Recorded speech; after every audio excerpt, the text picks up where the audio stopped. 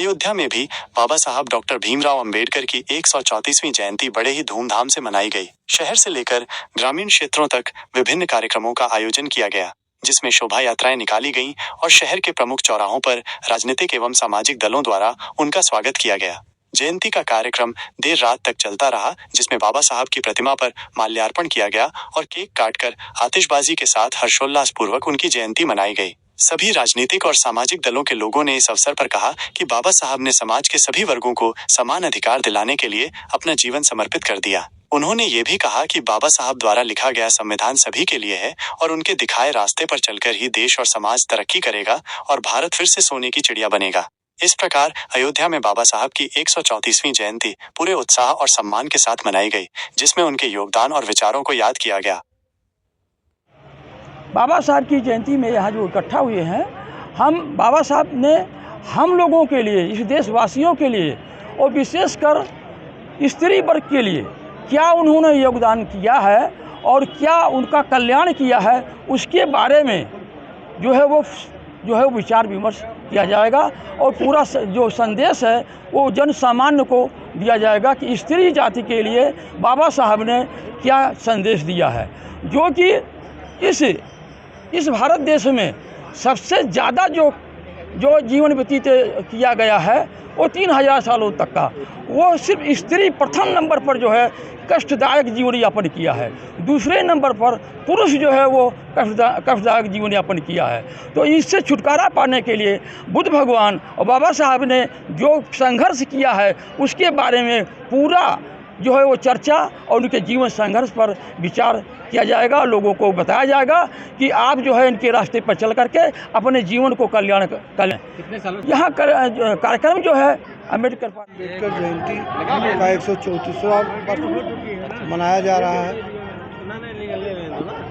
क्या कार्यक्रम का आयोजन हुआ? बहुत कार्यक्रम हुआ। सवेरे जो है कचहरी स्थित बाबा साहब डॉक्टर अम्बेडकर की प्रतिमा पर माल्यार्पण हुआ। शंकरगढ़ स्थित बाबा साहब की मूर्ति पर अनावरण हुआ।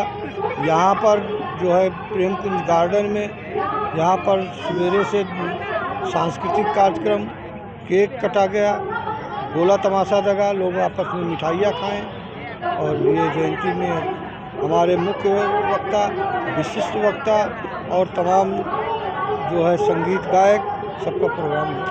हैदराबाद से लोग आए हैं, दिल्ली से आए हैं, गोरखपुर से आए हैं। सम्मानित सब कई लोगों को सम्मानित किया गया, जो हमारे चीफ गेस्ट थे उनको सम्मानित किया गया। वैसे तो ये हमारा समता समानता का हमारा तो मूल मंत्र ही है। बाबा साहब का जो 3 शिक्षा था कि शिक्षित बनो, संगठित हो, संघर्ष करो, बिना शिक्षा के हम आगे बढ़ ही नहीं सकते। बाबा साहब का नाम अगर देश दुनिया में है तो केवल शिक्षा के नाते, वो इतने बड़े विद्वान निकले, उसकी पढ़ाई का हम संदेश देते हैं जनमानस को कि बाबा साहब का ये ध्येय था कि आप लोग शिक्षित बनो। राजनीति अम्बेडकर जयंती, आज अम्बेडकर जी का जन्मदिन है और हम सब लोग अम्बेडकर जी को अपने हृदय से मानते हैं और उन्होंने कहा भी है कि जब समाज को ज़रूरत पड़ी तो महाभारत की जब रचना का श्रेय या रचना करने का श्रेय वेद व्यास जी को जाता है और रामायण लिखने का श्रेय को जाता है। और हमारी जब ज़रूरत पड़ी तो समाज ने हमको माने पुकारा, बुलाया, तो हमने भी समाज के लिए संविधान की रचना की, संविधान को लिखा और उसी के आधार पर आज यह पूरा जीवन और पूरा संविधान, पूरा देश चल रहा है।